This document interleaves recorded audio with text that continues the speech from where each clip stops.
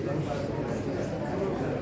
इन्दु सुवेदी साथै मेरो समस्त इन्स्पायर ह्युम्यानिटी फाउन्डेसनको टिमको तर्फबाट सबै महानुभावहरूलाई न्यानो अभिवादन टक्राउन चाहन्छु।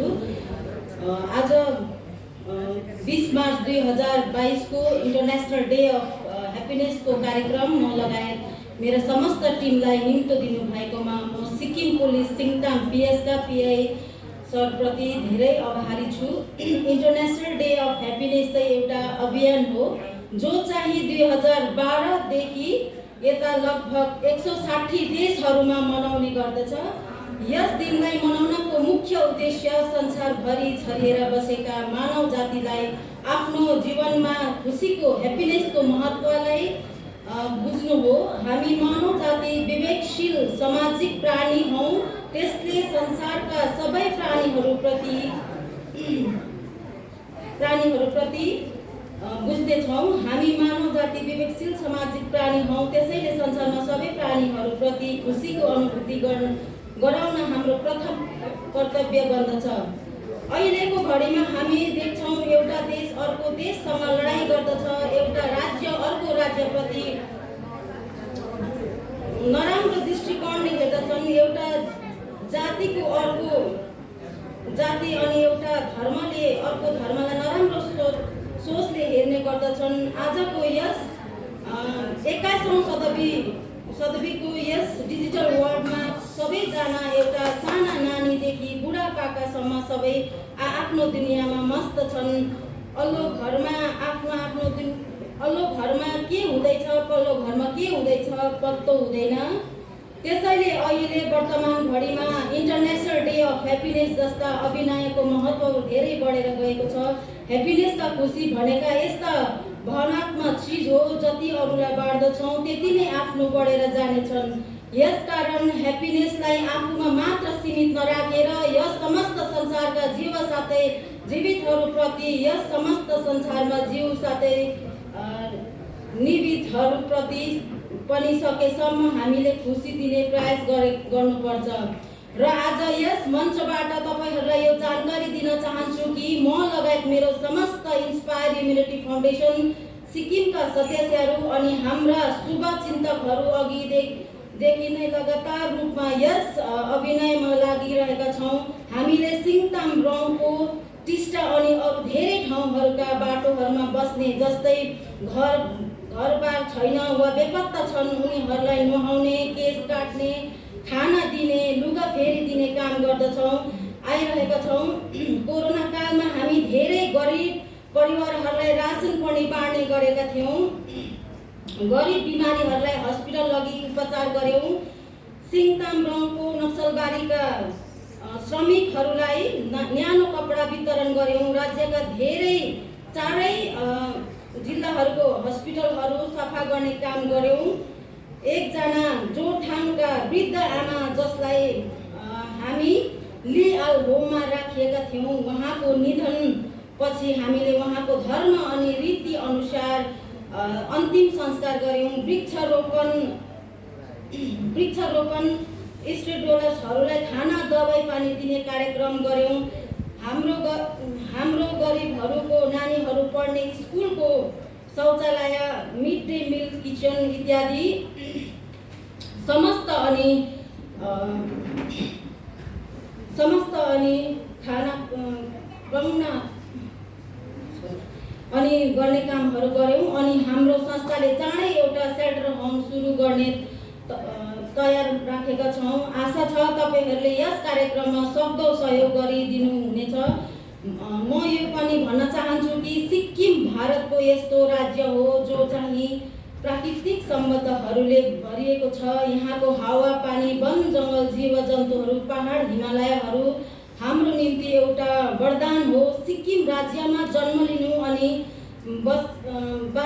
बासो गर्नु पाउनुमा हामी आफैहरूलाई भाग्यमानी ठान्नुपर्छ। त्यसैले हामी सधैँ ह्याप्पिनेस अनि ब्लेस्ड फिल गर्नुपर्छ। मानिसहरूको जीवनमा सुख र दुःख त आउँछ जान्छ, अरूको दुःखलाई आफ्नो दुःख सम्झेर साथ दिनुपर्छ। आफ्नो खुसीमा अरूलाई पनि समेटेर खुसी दिने प्रयास गर्नेछ। अन्तमा फेरि म सिङताम पिएसका एसएचओ साहब प्रति, हाम्रो संस्थाका सदस्यहरूलाई यो सदस्यहरूलाई यो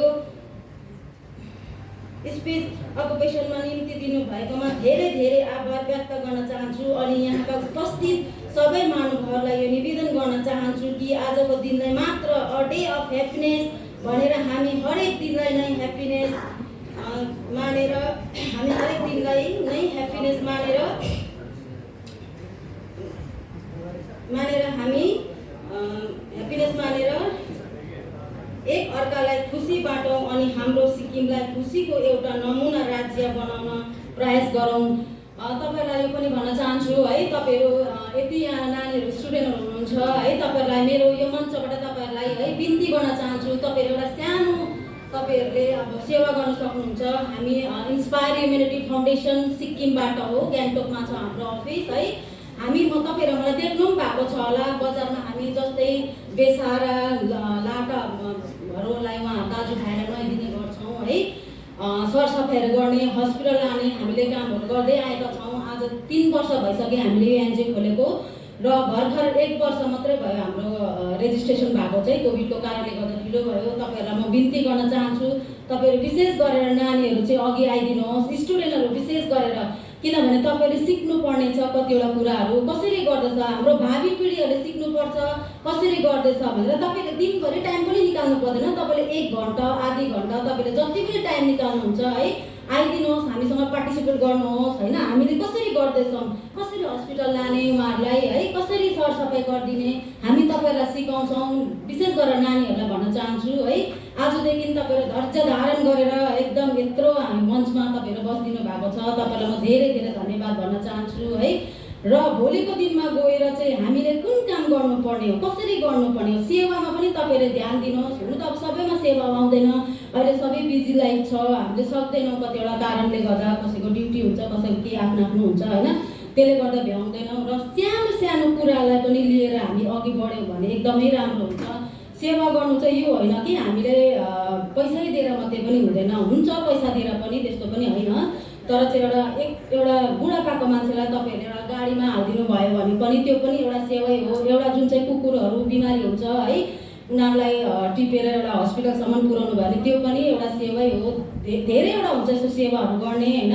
तपाईँहरू आइदिनुहोस्, हामीसँग मिलेर काम गरौँ है, भावी पिँढीको लागि पनि एकदमै राम्रो हुन्छ।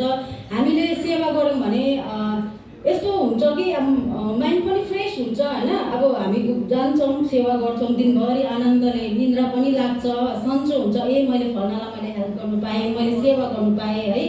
चामल बाँड्नदेखि लिएर गएको, हामी लुगा बाँड्नदेखि लिएर गएको, हरेक कुरामा जस्तो हामीलाई पुलिस प्रशासनले यति सपोर्ट गर्नुभएको छ, यो मञ्चबाट एकदम धन्यवाद भन्न चाहन्छु।